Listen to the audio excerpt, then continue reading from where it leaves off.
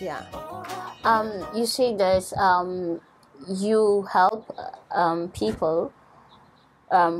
There's a balance between logic and emotions. How do you do that? Yeah. You know, we talk about teamwork. We love teamwork, don't we? Mm-hmm. Yeah. But you know, the powerful teamwork is when we have that teamwork within ourselves. When that inner council, which is the mind, mm-hmm. the body, the heart, emotions, which is one or the other connected to the inner child. Yeah. That's the inner work. When you have this team and it's aligned, because the logic is kind of like the mind, and the mind operates from past experiences. The mind goes into what it knows. It opens history. When you ask the mind, do you want me to do this? The mind will tell you, you've been hacked. Don't you dare do that. Because it's trying to protect you. It goes into the history and opens and reminds you of whatever that has happened. And then there is the heart. And the heart, it's magical. It's much, you know, there's this belief that when you follow the heart, you're going to get hurt because the heart, it's like the heart doesn't know, it doesn't differentiate between pain or whatever. It's kind of like the heart just goes with whatever that is just here. But the heart is not, it's very intelligent in the sense that the heart always knows what to do with whatever that is being presented to it. You know, I've seen this other picture where someone was looking at the snow and it's kind of like a cartoon, and this other cartoon was just angry that I don't like snow, and that's what we do. I don't like snow, and complaining. And the heart said, the mind actually was saying, I don't like snow, and the heart said, you just don't know what to do with it. You know, and the heart knows that you can play with it and create a snowman and all that. And that goes with everything. The heart knows how to play with something.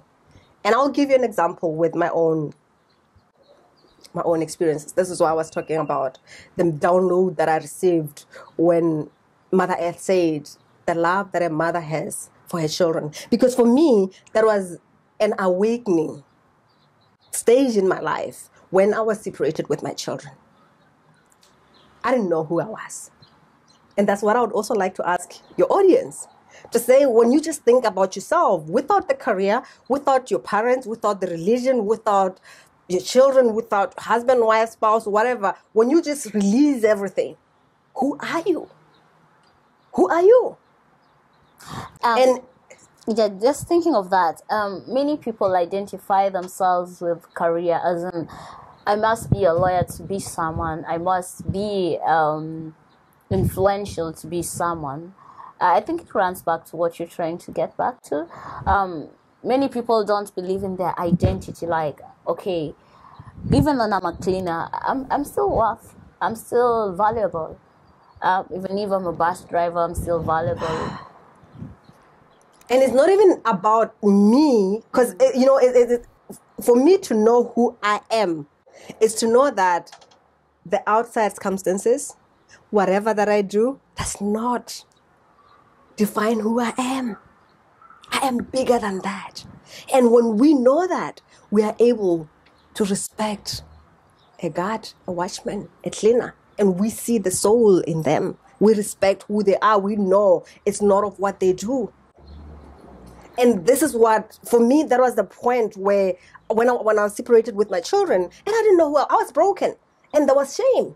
Because what is a mother without her children? Okay. Why were you separated with your children? I mean, it's the challenges that we go through between men and women, and so it was one of those things where I wanted to relocate here, and the father of my children didn't want my children to come. It's a long story, but that is exactly what happened.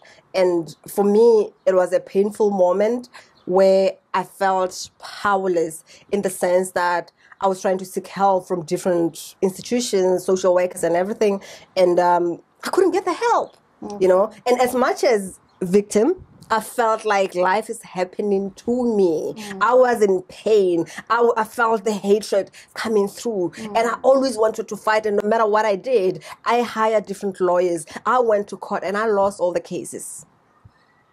And did you go through a divorce? We were not married. And that is actually one of the things that was even more tricky, where people, they didn't understand. Come on, you are not married to this man. How is it possible that this can happen? People could not believe it. And I couldn't as well. It was kind of like, this is crazy. That's how crazy the whole situation was, So I felt like I was a victim. I felt powerless.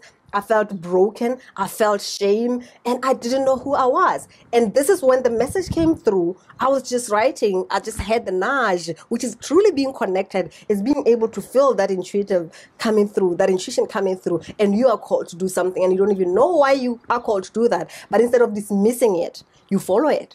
That is being connected, because you kind of like connect to something higher than the physical, to the greater spirit, to the greater power, to the field, to the universe, and say, bring me what I want. And when it comes through, because I believe we are all we are all intuitive, which some people would say we are all psychic, because messages coming through. The question is, do you dismiss it or you listen and take action on it? And I took action, because I started writing. And the message that came through, as much as I thought it's for other people, it was for me. Wow, so you began this through your experience. You became who you are today because of your experience. Yeah. And that's exactly what the experience does. Like when I say align your personality with the soul, I believe we all have a purpose, And again, because this is also kind of like complicated, because when you talk about purpose, at times people want to hold into, I want to find what my purpose is, and we think our purpose is something, whatever, but we are always on purpose, and our purpose is to find who we are, and our purpose is to love, So with me, it was my experience, which was painful, but as I said, the love of a mother to her children is connection. Yeah. And through the craving and the wanting to be with my children, the love that I had to my children, is the path that drove me to say, find who you are. And I had to connect with myself. And connecting with myself is connecting to the love, connecting to God. Because basically, when you look at it, even some challenges that we go through between our relationship with our parents, it's just the longing to connect with God. And as we are here playing this game in life, we long to connect and to be loved by our parents. And at times, because they don't give us that, because we give what we have, and the pain and the longing at times drives us to be able to connect to the God that is within us. No matter how you go, the path always leads to the connection with God. Okay, and I read through your website, and you're described as the queen of energy or something like that. The embodiment queen. Genau. Exactly. And I was wondering, does it mean that you're the epitome of queendom? As in, could you explain more about that? Yeah. I'm a queen, actually. Yeah. And I'm calling, as much as this is not about only women, but I believe if women can connect to the love that we have we have within, if women can take that throne and wear that crown as a queen, which is be the love, we can hold the hands of our men and show them what love is. Really? And help them open their heart. So the embodiment queen is really being unapologetically us, rather than being the shadow of men, which has been happening for generations. A lot of pain that women has gone through is because of the patriarchy. We've given our power, and we believe that we are here to be the shadow of men. And as much as we look at it and feel like men are oppressing us, but at the same time we've given up in a way, and we just allowing life to happen to us instead of taking back our power and hold our men's hand. It's not about power over, as other people would say, kind of like it's time for us as women to stand up and maybe rule the world or something like that. It's for us to find the balance that is within us, because really embodiment is knowing that we have that feminine and masculine energy within us, and everybody has it. you know. And when we talk about the patriarchy, women are not the only one who have been disadvantaged by this. It's also men, because men were told not to feel.